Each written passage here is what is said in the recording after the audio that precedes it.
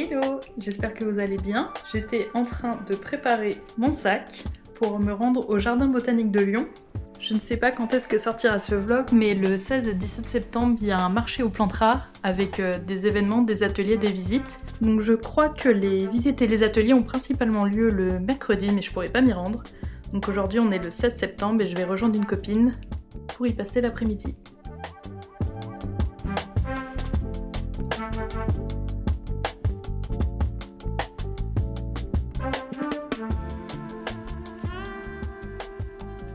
Comme vous avez pu le voir, je me suis dirigée vers l'orangerie où se tenait le premier marché aux plantes rares du Jardin botanique de Lyon.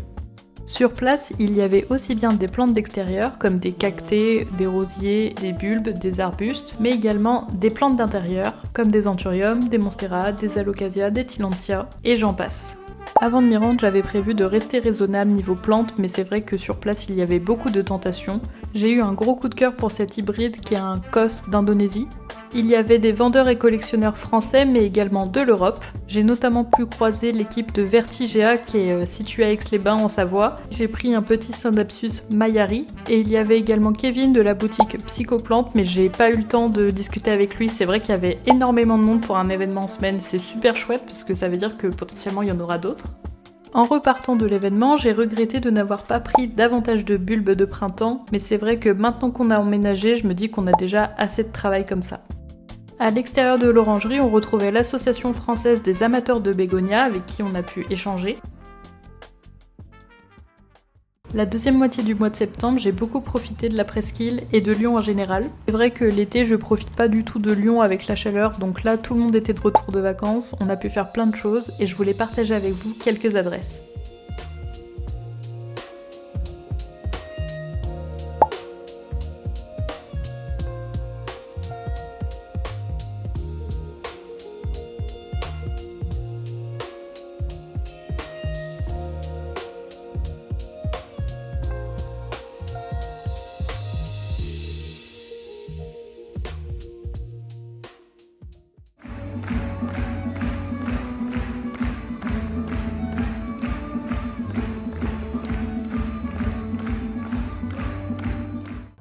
Fin septembre, il a fallu finaliser les cartons et dire au revoir à l'appartement.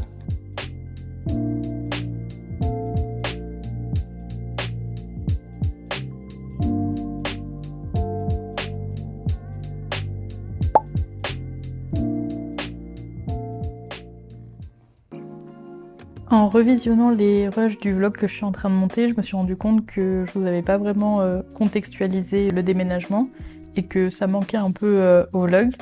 Donc voilà le petit moment FaceTime. Je vous invite à faire comme moi et à vous prendre une tisane ou un café et puis je vais répondre à vos questions. J'ai eu beaucoup de chance, il faisait vraiment très nuageux et très sombre toute la journée. Et là il est 16h passées je crois et la lumière de fin de journée est la bienvenue. Donc pour celles et ceux qui n'ont pas vu le dernier vlog publié sur la chaîne avant celui-ci, je vous invite à le faire. En fait on était en plein carton de déménagement. Ça faisait 4 ans qu'on vivait, mon chéri et moi, dans cet appartement en location à Lyon 9. Et ça fait un moment qu'on réfléchit au projet de devenir propriétaire. On savait pas trop où, vu que je suis à mon compte et que j'essaye encore de développer mon activité. Et on savait pas non plus dans quel contexte, si on restait à Lyon en appartement ou si on s'éloignait pour vivre en maison. Et comme vous l'aurez compris, c'est la deuxième option qu'on a choisie. Ça répond à la première question qui était « Tu es passé en maison ?» Oui, je sais qu'on est très privilégié de pouvoir être propriétaire à notre âge, donc on a la trentaine, hein. J'ai conscience que la situation économique dans laquelle on trouve est catastrophique, mais voilà. Ça répond à la question de l'achat ou de la location, on est propriétaire. Dans les questions qu'on m'a posées, on m'a demandé où j'habitais. Le but c'est pas de vous donner la localisation exacte bien entendu, mais en très gros on est remonté au nord de Lyon et on est dans le Beaujolais. Lyon reste quand même accessible assez facilement, que ce soit en voiture ou en train. Assez facilement, j'entends par là que c'est faisable quoi, mais il y a des bouchons, je veux dire, c'est Lyon, c'est comme ça. Pour le moment, en tout cas, on regrette pas du tout notre décision. J'ai des amis qui vivent sur Lyon, dont un qui est rentré de l'étranger il y a pas si longtemps, donc la concordance des choses est entre guillemets mal tombée, parce que j'ai pas pu assez profiter d'être à Lyon même pour le voir davantage, etc.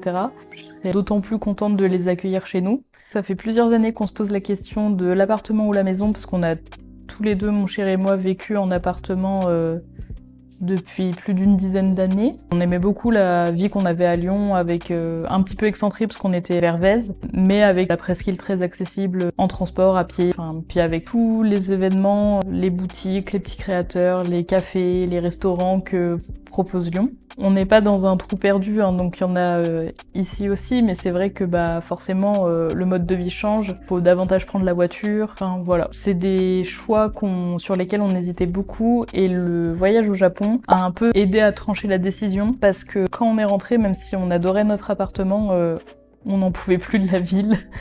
C'est donc ça, vieillir. Et après, dans les faits, on a trouvé la maison dans laquelle on est actuellement rapidement, entre guillemets. On a visité 3 maisons, tout est pour tout, et du coup, c'était la 3e la bonne. Donc, j'ai mon petit carnet. On m'a demandé, pas trop relou, les papiers, changement d'adresse, etc., les démarches. Alors, je vous avoue que ça fait partie des choses que mon copain s'occupe. C'est des choses que je sais faire si je suis obligée de le faire, parce que je l'ai déjà fait quand on vivait pas ensemble. Il a moins de mal que moi, en fait, à entreprendre ces choses-là. Donc, il a pris les devants et c'est lui qui a géré. Et après, au niveau du changement d'adresse, on avait fait une note de tous les endroits où il faut changer son adresse. On a fait les démarches, on a fait la petite checklist. Au niveau administratif, il y a eu quelques relances à faire avec les différentes parties prenantes du projet d'achat immobilier, que ce soit le banquier, les notaires, etc., etc. Mais sinon, non, pas de trucs trop relous en vérité. Enfin, en tout cas, à mon sens. Donc on me demande si j'ai un jardin, et oui, on a un jardin qui est exposé une partie ouest et une partie est. Donc comme vous le devinez avec la lumière de fin de journée, ce côté-là, c'est la partie ouest. Et du coup, il y a déjà pas mal d'arbustes et de végétaux sur place. Ça rejoint une question: quel type de plantes arbustes pour ton jardin? En fait, à la base, vu qu'on a visité la maison 2 ou 3 fois, je crois, maximum avant d'emménager, en fait, forcément, on a des souvenirs biaisés parce que il y a beaucoup d'informations à emmagasiner pour quelque chose qu'on voit si peu de temps au final. Je m'étais pas du tout rendu compte de la quantité de plantes qui sont déjà présentes, enfin de plantes. Je compte arbres, arbustes et puis quelques fleurs. Oui, j'ai des rosiers. Je sais que depuis toute petite, je sais que depuis que j'ai commencé à travailler, je viens de prendre un coup de vieux d'un coup.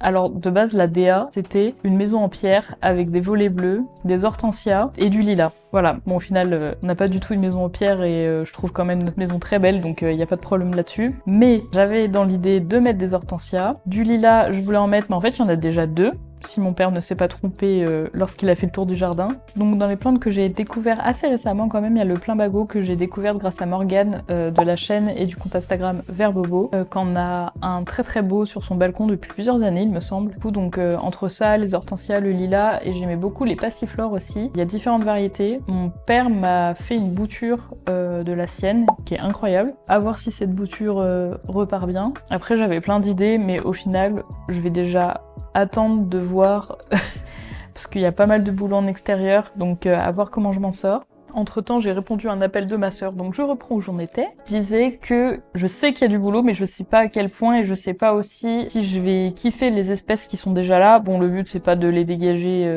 si elles sont en pleine santé, mais de voir si j'arrive à m'en occuper, et si jamais c'est pas le cas, de potentiellement les remplacer avec des choses que j'ai citées auparavant. Et j'aurais trop aimé mettre un magnolia, et je pense qu'il y a déjà assez d'arbres. Après, je sais qu'il existe des magnolias plus petits, en mode arbuste. Je sais que Marion, de la chaîne du compte Insta Marion Botanical, en avait mis un dans son jardin, il me semble, ou en tout cas, soit elle en avait mis un, soit elle projetait de le faire. Je suis pas du tout à jour dans mes contenus YouTube, mais c'est vrai que ça m'avait donné envie quand elle en avait parlé. Dans les prochaines questions qu'on m'a posées, on me demande si les lapins vont aller dehors. Alors oui, ils vont aller dehors, mais pas en liberté, parce que j'aurais trop peur qu'ils s'aventurent dans le voisinage et des voisins ont des chiens et des chats. Ça ferait pas très bon ménage. On a prévu de leur créer un enclos extérieur. On sait pas encore sous quelle forme, vers quelle marque on va se diriger, etc. C'est que j'aimerais bien un qui soit fermé au-dessus pour éviter les attaques de rapaces, n'est-ce pas? Ce serait vraiment très triste de voir Yuyu ou Nori se faire embarquer par une buse. L'angoisse. Quand ils sont en pension, il y a des enclos extérieurs, donc quand on part en vacances, ils vivent leur meilleure vie. Bon, chacun à leur rythme, hein. On nous a redit que Nori prenait son temps, mais bon, c'est dans son tempérament, donc ça ne nous étonne pas. Ouais, j'ai trop hâte de les voir gambader dans l'herbe.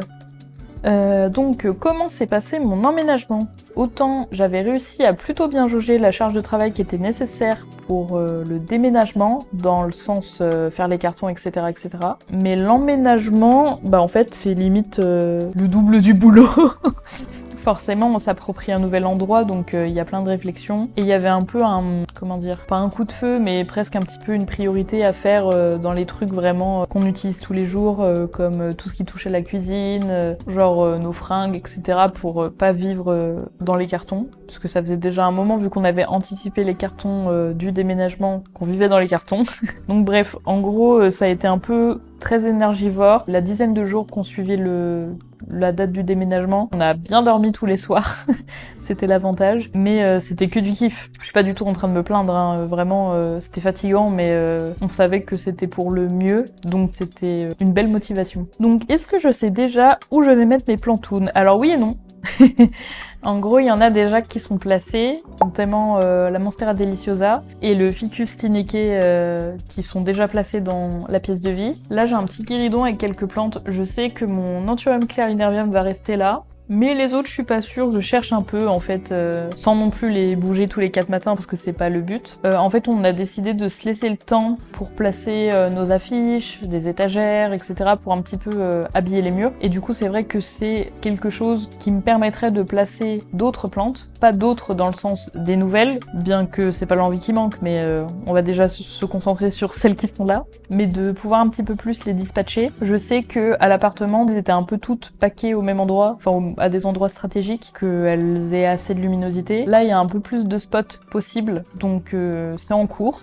Une copine me réclame un house tour. Alors Alex, tu auras droit à un house tour, mais je te ferai dire que je te l'ai proposé, que tu m'as dit que tu voulais l'avoir de tes yeux, mais au risque de décevoir certains d'entre vous, il y aura pas de house tour. En tout cas, pas vraiment dans le format qu'on connaît, où on fait le tour de toute la maison, de chaque pièce, en détaillant d'où vient chaque élément, etc., etc.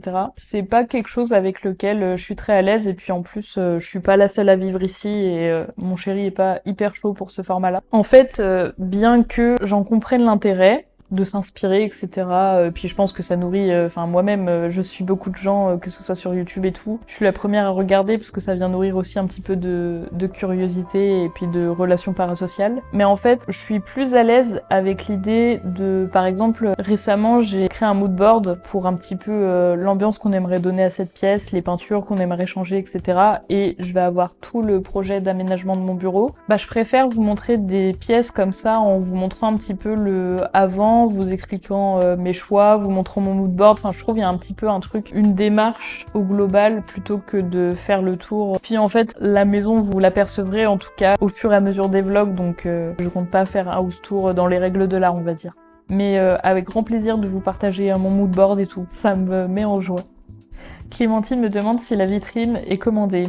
Alors, sur la fin de l'été, j'avais vu passer une vitrine sur le Bon Coin qui était dans le quartier où on vivait, dans le 9e. Et vraiment, je me suis retenue très très fort de pas l'acheter tout de suite. Faut la déménager, il y a déjà assez de cartons, il y a déjà assez de choses, il y a d'autres dépenses à faire en priorité par rapport à une vitrine. Donc non, pour l'instant, elle est pas commandée. En vrai, j'aimerais beaucoup la trouver de seconde main, donc j'ai activé les alertes et on verra bien. Mais d'ailleurs, il y a des vitrines Ikea, mais je vois sur Insta de plus en plus de marques qui sortent un petit peu leur cabinet spécialisé pour les plantes. Donc à tout moment, c'est pas du tout une Ikea que j'aurais, mais on sait pas. Ce que j'aime beaucoup avec les Ikea, c'est qu'en fait, il y a un gros aspect communautaire, notamment sur les accessoires pour les aménager, etc. Donc c'est vrai que c'est super chouette. Et d'autant plus, bah, mon chéri a une imprimante 3D. Et j'ai vu ta question, Clémentine, sur l'imprimante 3D. Et du coup, ça me permettrait de pouvoir imprimer à la maison différents éléments pour l'aménager. Je divague beaucoup. Et donc, concernant l'imprimante, elle n'est toujours pas installée. Donc elle ne tourne pas encore à plein régime. Et j'ai Romain, qui est un créateur de contenu autour du Beaujolais. Il habite pas très très loin de chez nous. Et du coup, Romain, je sais pas si tu passeras par là, mais oui, on ira se faire un apéro. Vous en savez désormais un peu plus sur le déménagement et l'emménagement. Merci pour vos questions dans la FAQ sur Insta. Et puis je vous laisse avec la suite du vlog.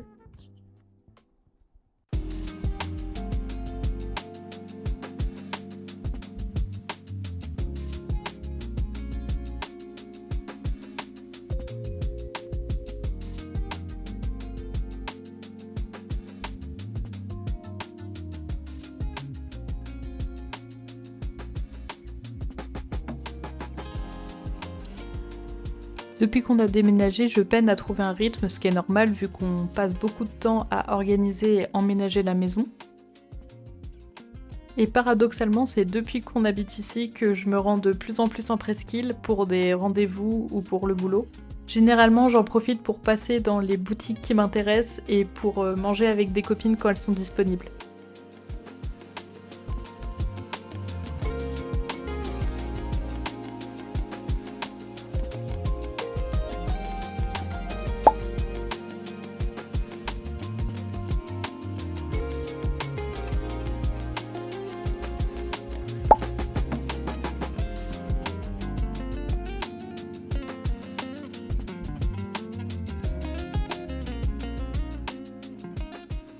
Alors désolée pour l'écho, mais je voulais vous montrer mon petit retour de course de la journée. Donc ça c'est un petit puzzle pour ma belle-sœur.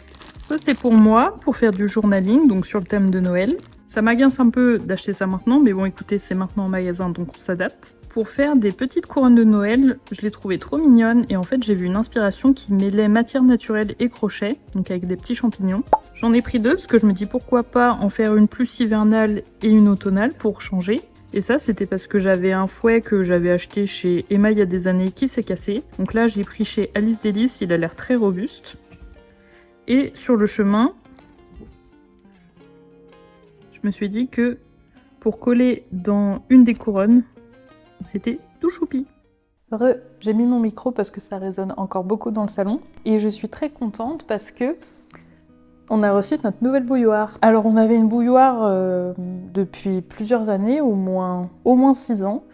Et en fait elle avait bugué parce que l'endroit pour recharger l'eau ne s'ouvrait plus. Donc on avait un petit peu prolongé sa durée de vie en bricolant. Et là juste elle refuse de chauffer.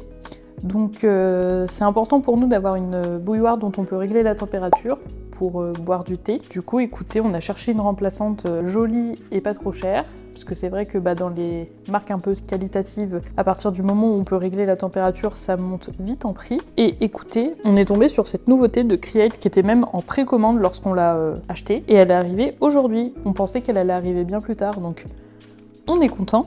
Et vu qu'elle est très belle, j'avoue que je voulais un peu l'ouvrir avec vous. Donc c'est la Kettle Retro Pro. Donc là on a le stand pour régler la température.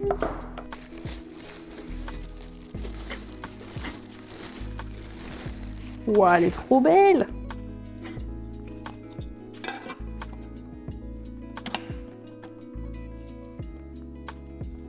Et la bouilloire, elle a une capacité d'1 litre et celle qu'on avait avant avait une capacité de 1 litre 8 et c'était pratique vu qu'on avait des plaques au gaz pour faire chauffer l'eau plus vite pour cuisiner, mais là vu qu'on a des plaques à induction ça va super vite, donc en fait on s'est dit qu'une contenance de 1 litre pour faire du thé c'était largement suffisant. J'ai trop hâte de la nettoyer et l'installer. Ah oui, et si jamais, nous on l'a pris en noir parce qu'on a beaucoup d'électroménagers en noir et vu qu'on ne sait pas encore comment on refera la cuisine dans les années à venir, on s'est dit qu'au moins c'était cohérent, mais elle existe en blanc crème, en sauge et en une teinte de rose un peu presque sable terracotta qui est trop belle. On a beaucoup hésité, mais on s'est dit allez, on va rester cohérent, comme ça on est sûr que tous nos électroménagers matcheront à l'avenir.